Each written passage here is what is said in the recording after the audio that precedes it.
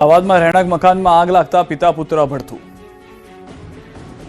અમદાવાદ શહેરના વિજલપુર વિસ્તારમાં બખેરી સિટી નજીક આવેલા કૃષ્ણનગર રો હાઉસના એક મકાનમાં મધરાતે ભીષણ આગ ફાટી નીકળતા ઘરમાં જ હાજર 5 લોકોમાંથી પિતા પુત્રના મોત નીપજ્યા. જ્યારે 3 લોકો બહાર નીકળી જતા તેમનો આબાદ બચાવ થયો.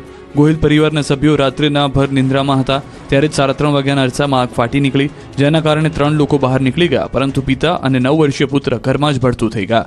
શોર્ટ સર્કિટના કારણે આગ લાગી હોવાનું પ્રાથમિક તારણ છે. ઘરમાં અન્ય લોકોને ગુંગળામણ થતા તેઓ બાલ્કનીમાંથી પડોશીના મકાનમાંથી બહાર સોસાયટીમાં નીચે ઉતરી ગયા. બીજી તરફ સુરતના કાપડ ઉદ્યોગના હૃદય સમાન વિસ્તારમાં ફરી એકવાર આગની ઘટના બની છે. સુરત શહેરના સહારા દરવાજા વિસ્તારમાં આવેલી પ્રસિદ્ધ જય શ્રીરામ ટેક્સટાઇલ માર્કેટમાં અચાનક આગ ફાટી નીકળતા અફરાતફરીનો માહોલ સર્જાયો. માર્કેટના ટેરેસ પર બનાવવામાં આવેલા ગોડાઉનમાં આગ લાગતા લાખો રૂપિયાના કાપડનો જથ્થો બળીને ખાખ થઈ ગયો. આગની શરૂઆત માર્કેટના 6થા માળે ટેરેસ પર આવેલા એક ગોડાઉનમાં થઈ હતી. જોતજોતામાં આગે વિકરાળ સ્વરૂપ ધારણ કર્યું અને ધુમાડાના ગોટે ગોટે આકાશમાં દૂર દૂર સુધી દેખાવા લાગ્યા. ટેરેસ પર ચારે બાજુ પતરા મારીને બ્લોક કરવામાં આવ્યો હોવાથી ધુમાડો બહાર નીકળી શકતો નહોતો, જેના કારણે ફાયર ફાઇટરોને અંદર જવામાં અને આગ ઓલવવામાં ભારે મુશ્કેલીનો સામનો કરવો પડ્યો. ફાયરના જવાનોએ ચારે બાજુથી પાણીનો મારો ચલાવી આગને અન્ય દુકાનો કે માળમાં પ્રસરતા અટકાવી હતી. સુરતમાં હાઈટેક ચોરો લેપટોપથી કારનું લોક ખોલી કાર લઈને ફરાર થઈ ગયા.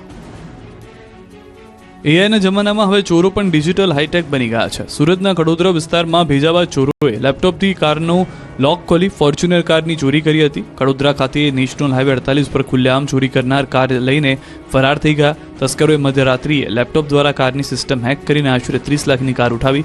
દ્રશ્યમાં જોઈ શકાય છે કે કાળા રંગની કારમાં 3 થી 4 શખ્સ ઉતરે છે. બાદમાં વેપારી જેઠારામ જાટની પાર્ક કરેલી કારનો કાચ તોડી અંદર પ્રવેશે છે.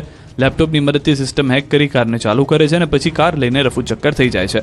મોડી રાત્રે લગભગ 3:30 વાગ્યે સાયરનનો અવાજ આવતા કાર માલિક જાગી ગયા. નીચે જોતા કાળા રંગની સ્કોર્પિયોમાં આવેલા 3-4 અજાણ્યા શખ્સો તેમની કાર ચોરીને ભાગી ગયા.